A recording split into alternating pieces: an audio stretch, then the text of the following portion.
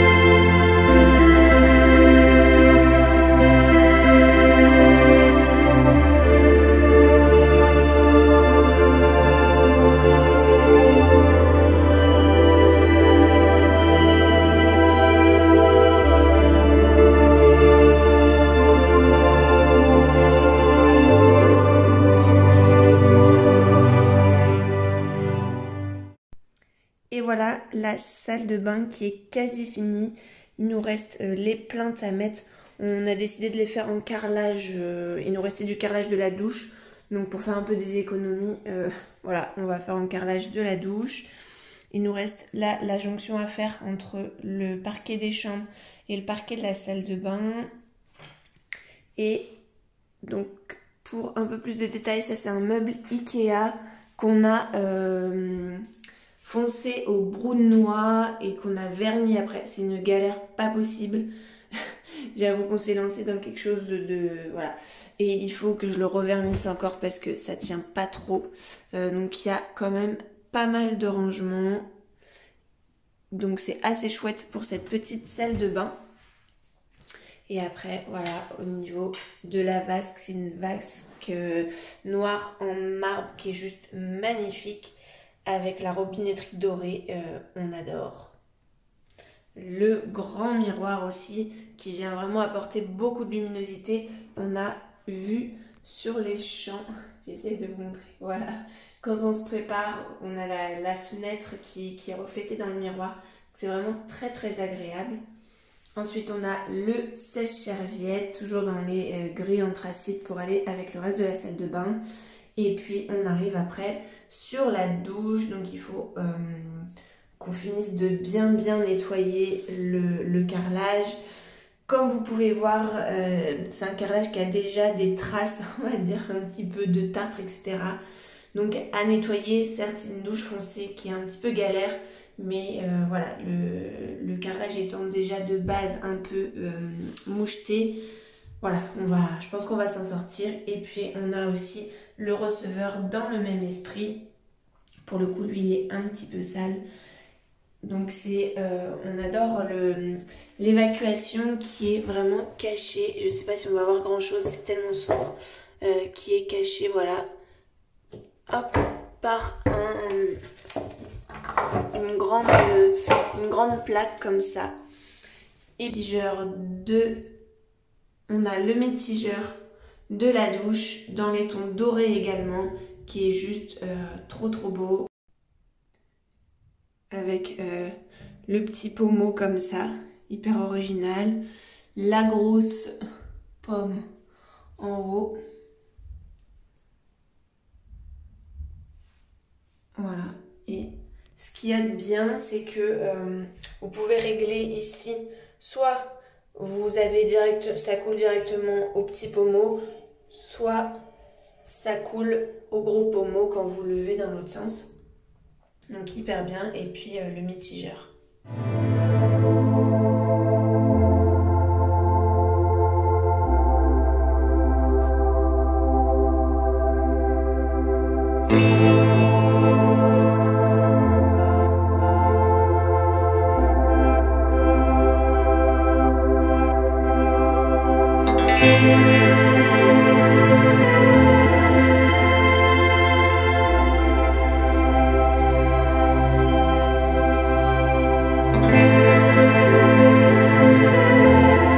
Au niveau de la peinture, je ne sais pas si vous allez bien vous rendre compte.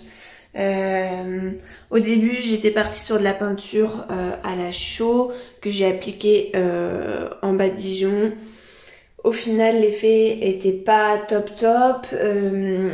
C'était également trop clair. Donc on a rajouté du pigment noir dans la chaux pour la deuxième couche que je suis venue passer au rouleau. Et en fait, c'est venu faire un peu cet effet de béton ciré, ou enfin avec toutes ces nuances de couleurs qui rappellent du coup plutôt bien le carrelage. Je sais pas si vous vous rendez bien compte à la vidéo. Mais du coup, voilà, c'est très irrégulier, il y a plein de petits défauts. Mais je trouve que c'est ce qui fait du coup le charme de la peinture et de l'effet en fait. Voilà ce que ça donne. Je sais pas ce que vous en pensez, dites-nous en commentaire. Mais je pense que je serais incapable de refaire cet effet-là. Hop, je vous montre de ce côté-là avec les luminosités différentes. Là, on se rend bien compte ce que ça donne. Et sur ce mur aussi. On a opté pour le moment pour des interrupteurs et des prises noires basiques comme ça. Ça fait bien l'affaire pour le moment. Et puis là, il y a la porte à galandage qu'il faut qu'on termine. Donc on peindra sûrement en noir au gris anthracite. On n'est pas encore d'accord avec Jordan. Moi je la voudrais vraiment qui se rapproche de la couleur du mur. Lui il la voudrait noire. Aidez-nous en commentaire, dites-nous si vous êtes team Charline ou team niveau de la vasque. Donc la vasque en marbre, là on est venu nous récupérer un plateau en chêne qu'on avait, que Jordan est venu bien poncer et travailler pour faire quelque chose d'assez irrégulier comme ça. On l'a bien verni après pour bien sûr que ça craigne pas au niveau des taches d'eau, etc. Il est juste magnifique ce plateau. Et puis mon beau-frère est venu nous souder cette armature parce que la vasque plus la planche de bois c'est vraiment très lourd. Et il y a une patine de reprise là dans la cloison. Donc elle est vraiment reposée sur une grosse structure en métal qu'on est venu nous peindre après en noir mat comme ça. Alors il y a plein de petits défauts du métal, etc. Mais c'est pas très gênant puisque on est vraiment sur des matériaux assez bruts dans cette salle de bain.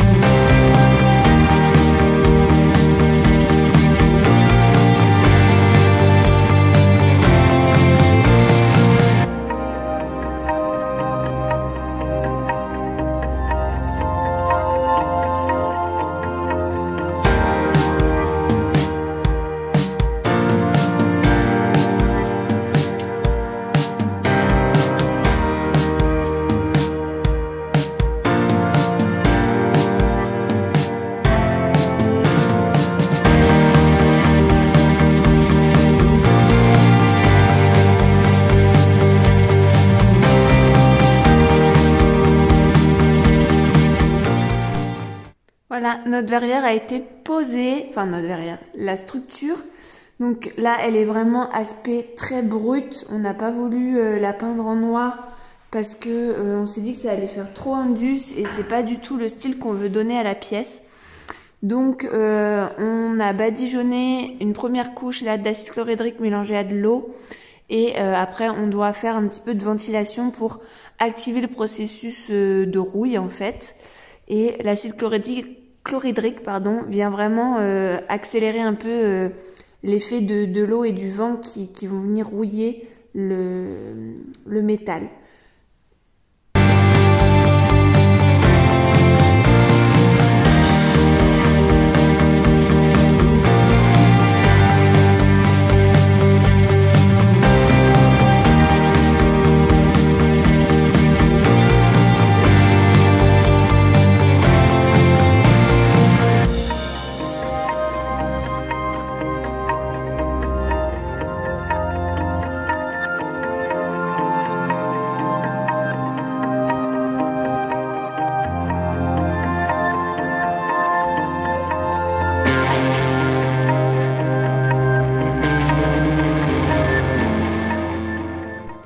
Alors du coup, opération joint de la verrière, j'ai tout masqué et puis il va falloir bien jointer tout ça pour que ça fasse une belle finition bien propre.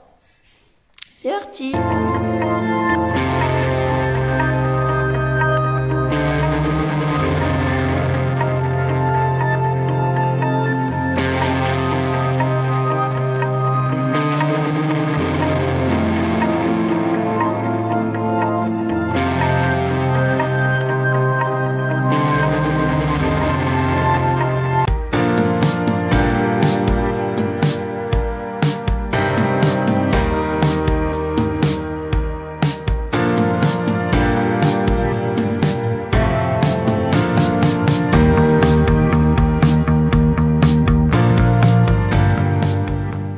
Ce qu'on avait fait avec l'acide chlorhydrique et l'eau pour ici un petit peu rouillé, je sais pas si on va voir ici, ça a un petit peu continué à piquer parce que notre vernis mat en fait il a pas assez figé la rouille, donc là je vais remettre un petit peu, j'ai remasqué, je vais remettre du Rustrol, en fait c'est une espèce de vernis incolore qui bloque et qui fige bien la rouille, qu'on n'ait pas de problème au niveau des jonctions. En fait, je pense qu'elles ont un peu plus piqué parce que le métallier, en fait, vu qu'il a dû souder, il a dû un petit peu poncer ces parties-là. Donc, c'est des parties qui étaient un peu plus à nu au niveau de la tôle. Voilà, donc on va passer un petit coup de Rustol. Et là, j'ai tout masqué pour que Charline, vous voyez, elle a fait un beau petit joint. Voilà, acrylique. Et on va peindre tout ça parce que bon, on avait fait des petites traces, des coulures pour que ce soit nickel.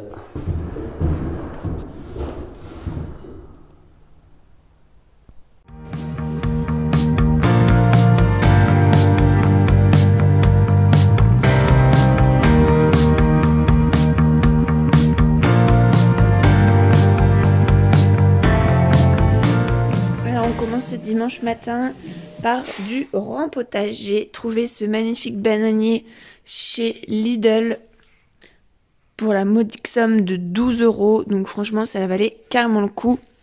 Il a déjà fait, il a déjà développé une grosse feuille en une semaine et là il y en a une autre qui pousse, donc franchement trop contente. Et on va le rempoter dans cette énorme pot qu'on avait récupéré de la famille Jordan. Il est juste magnifique. Je sais pas si on va se rendre compte un petit peu des détails un peu bleutés ici, un peu style mosaïque. Et après il a des espèces de coulures noires comme ça, et sinon il est beige marronné. Ça ira juste parfaitement bien dans la maison. J'adore, c'est trop beau. Donc j'ai mis billes d'argile et un petit peu de tuile au fond. Là j'ai mis un géotextile pour séparer la terre des billes d'argile, pour pas que la terre aille trop dans les billes d'argile. Et donc là on va mettre terreau méditerranéen qui est assez sableux pour pas que l'eau stagne trop dans les racines. Et puis après 3 heures de rempotage, clairement au bout de ma vie, mais le résultat est vraiment Ce que je m'imaginais, je vous ai dit, on a mis donc vraiment une toute petite couche de tuiles, des billes d'argile, un géotextile. On n'a pas mis de pot, on a rempoté directement comme ça pour qu'il ait plus de terre et qu'il ait plus de place. Et puis on l'a fait tremper un petit peu avant de le planter. Et là je lui ai remis un petit peu d'eau pour que le terreau s'imprègne bien. On s'y est repris à 2 fois parce que on l'avait planté trop haut. Je voulais pas qu'il soit trop haut, sachant que voilà, plus on va couper les feuilles, moins il y aura des feuilles à la racine. Donc voilà, j'espère comme ça ira. Je sais pas ce que vous en pensez. Je vous montre un petit peu vu de par là. Voilà ce que ça donne. Et je vous montre aussi la cuisine vue du bas, même si elle n'est pas terminée. Voilà, le grand mur donc qui a été peint en beige comme je vous ai montré tout à l'heure. Et puis on a commencé à carreler une bonne partie de la cuisine. On a quasiment la moitié qui a été carrelée dans un carrelage imitation bois. Et il est juste magnifique. Je sais si on verra avec les reflets du soleil. Mais voilà, il est vraiment texturé. Le veinage du bois ressort. Il est très très bien imité et on fera comme dans la salle de bain des joints en gris anthracite. Notre mur en pierre est quasiment terminé. Il nous restera à faire propre le bas et puis l'entourage de cette porte-ci. On verra quand on se sera décidé sur quoi mettre ici, quel style de porte. Au début on était parti sur une porte vitrée un peu teintée noire. Au final j'avais peur avec la verrière au-dessus, mais au final elle s'intègre très très bien cette verrière. Vraiment on ne pouvait pas espérer mieux. On a fait un aspect rouille côté cuisine et noir côté salle de bain. Et voilà, elle s'intègre juste waouh, parfaitement bien. Où est-ce qu'on en est dans la cuisine? Donc voilà, dites-nous en commentaire qu'est-ce qu'on peut, voilà, vous verriez quoi comme type de porte. Si on part sur une porte beige toute simple, couleur un peu du joint pour que la porte se fonde dans le mur en pierre, enfin se fonde dans le mur en pierre, on se comprend. Là on a mis du coup les appliques, enfin l'alimentation pour les appliques, la petite mezzanine avec les spots noirs qu'on a intégrés aussi. Et puis je vais vous montrer aussi l'arche qu'on a dessinée. Je l'adore, c'était vraiment j'avais vraiment envie d'une arche entre la cuisine et le salon. Là c'est des petites retouches placo qu'on doit finir de poncer et bien peindre. Et puis là on vous explique un petit peu, en fait on a fait des contraintes, enfin on a transformé les contraintes qu'on avait un peu en petites particularités. On a fait le début d'une seconde arche ici parce qu'en fait on voulait le rattraper, enfin on voulait pas décrocher ici au niveau de l'arche.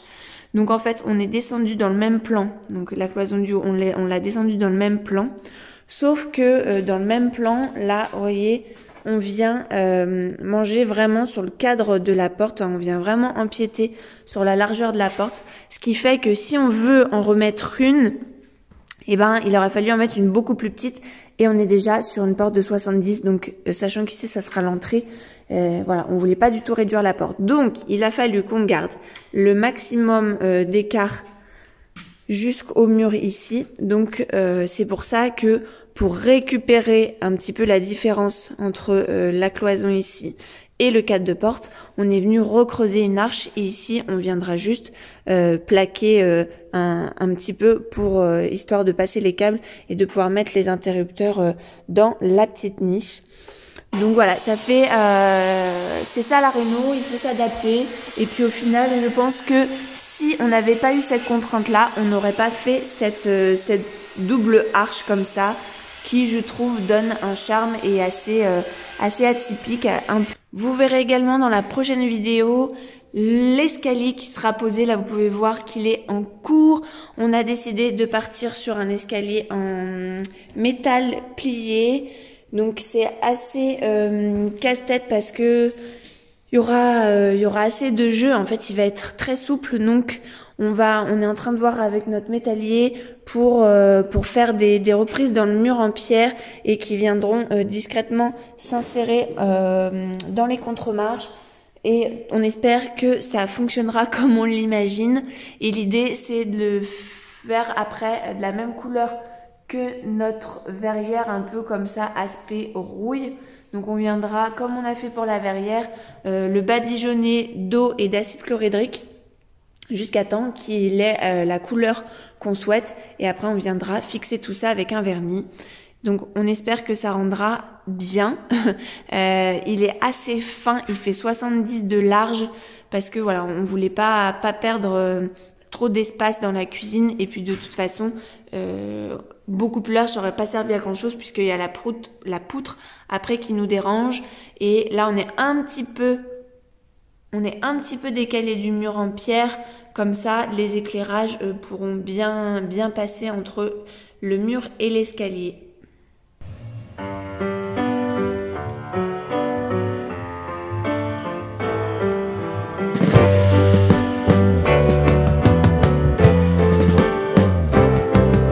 Sitting in the basement apartment I rented with you,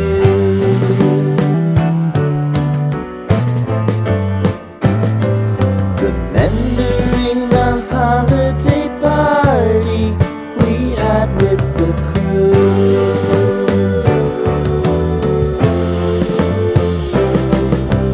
Romeo was roaming the garden, Saturday was spent in a parking lot, gave it all we got. It was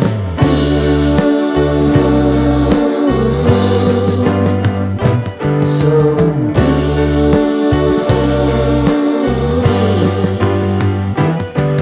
with you.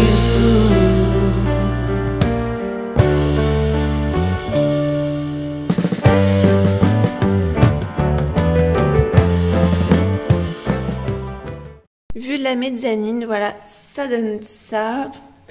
Donc on a décidé de peindre ce grand mur en beige assez soutenu pour relever un petit peu la cuisine.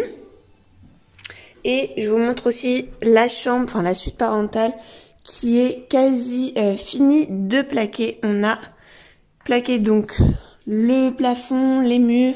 Il nous reste juste une plaque à mettre ici. Et puis la verrière vue de la salle de bain. Je vous rappelle ici, ça sera l'espace salle de bain avec la baignoire, le meuble vasque. Et cette verrière, elle permet d'apporter vraiment beaucoup de luminosité. Comme vous pouvez voir, en fait, il y a le soleil des Velux de la cuisine qui vient taper vraiment dans la verrière jusqu'à dans la chambre. Donc les jeux de lumière vont être juste dingues, et ça, on adore. Le coin salle de bain qui est fini de plaquer aussi. On attend de recevoir la natte de désolidarisation pour mettre le receveur et finir la chambre en bas. Le petit coin avec le toilette et l'étagère. Voilà un petit peu, donc ça a bien avancé aussi de ce côté-là. Il nous reste quasi plus de placo à faire. On voulait essayer d'avancer au maximum pour ne pas avoir à faire trop de poussière une fois que la cuisine sera installée. Je trouve que cette verrière est juste dingue. Clairement, ça apporte beaucoup de cachet à la pièce, que ce soit dans la partie salle de bain, chambre, ou dans la partie cuisine. Et pour finir, je vous montre vite fait, on a posé le parquet flottant dans la partie chambre. Donc voilà ce que ça donne au niveau du couloir. On a aussi fini de parquer la chambre ici où on s'installe un petit peu. Voilà, il nous reste dans celle-là, grosso modo, les plaintes à poser et les petits joints acryliques à finir, la tablette sur la fenêtre. Mais sinon, cette chambre-là est quasi finie. Il faudra qu'on finisse de peindre les gonds et après, on s'attaquera aussi aux portes. Dans cette seconde chambre, donc on va finir la douche là-haut, pouvoir finir de plaquer, tout ratisser, finir le placo et la peindre également, mais le sol est tout posé, on l'a protégé dans l'idée de pouvoir la finir. Et je vous présente également les toilettes. Donc voilà, c'est parquet flottant aussi dans les toilettes parce qu'on ne voulait pas faire encore un sol différent, sachant que dans les toilettes, enfin dans la salle de bain, pardon, la cuisine c'est différent. Donc on a opté pour un toilette noir avec dans le fond un carrelage un peu travertin qui est juste dingue. Je vous l'avais déjà montré dans une autre vidéo. Il est vraiment magnifique, on l'adore trop. Et avec le noir, ça ressort super bien. Donc voilà, les toilettes, il faudra aussi qu'on termine. Ici, c'est vraiment encore tout ouvert parce que il y aura la baignoire à ce niveau-là. Donc on ne veut pas fermer tout de suite avant d'avoir testé les évacuations, etc. Voilà au niveau de nos toilettes. Et comme je vous disais, du coup, dans le couloir, là, on est vraiment... là voilà, on a testé un peu la finition entre le couloir et la salle de bain. Vous voyez, c'est deux effets parquet différents. Bon, quand la porte de la salle de bain sera fermée, on n'y verra rien. Et pareil pour celui de la cuisine et du couloir. Pour la séparation entre les deux parquets, on viendra mettre ici un bout de métal pour vraiment séparer les deux. Et puis, puisqu'il y a une petite pente, je ne sais pas si on se rend compte à la vidéo, mais là, on a une petite différence de niveau. Donc voilà, on viendra mettre une plaque en métal qui viendra bien séparer l'espace jour de l'espace nuit au final. Donc on pense que comme ça ira bien. Voilà à peu près les avancées. J'espère en tout cas que cette vidéo vous a plu. On est très content de vous montrer les avancées. Le avant-après est assez fou. On se dit que voilà, il y a un peu plus d'un an en arrière maintenant, on était à nu au niveau de la toiture. Et là, on parle d'installer la cuisine dans les prochaines semaines. C'est juste fou. On a trop hâte de vous la montrer. On est très impatient de la poser. Ça fait tellement longtemps qu'on l'a choisi cette cuisine. On est toujours amoureux de ce qu'on a choisi. On a modifié des trucs qui vont apporter encore plus de cachet. C'est un truc de fou. Enfin, elle va être dingue cette cuisine. Donc on a vraiment hâte de vous la montrer, de vous montrer l'escalier posé et aussi les avancées qu'on a fait dans le salon salle à manger. Je vais pas tout vous montrer dans cette vidéo, sinon ça serait pas drôle. Donc restez bien connectés sur les prochaines vidéos. Je pense pas qu'il y en aura une la semaine prochaine, mais promis, on sera plus assidus et pas aussi absent que ce qu'on a été. On vous remercie énormément de votre accueil que vous nous avez réservé à notre retour. Vraiment, on s'attendait pas à autant de soutien et de bienveillance de votre part. Donc vraiment un grand merci. Et puis bienvenue à tous les nouveaux sur cette chaîne. N'hésitez pas si vous avez des questions ou autres à nous les poser en commentaire. On se fera un plaisir d'y répondre. Voilà, je vous fais des gros bisous et je vous dis à la prochaine. Ciao!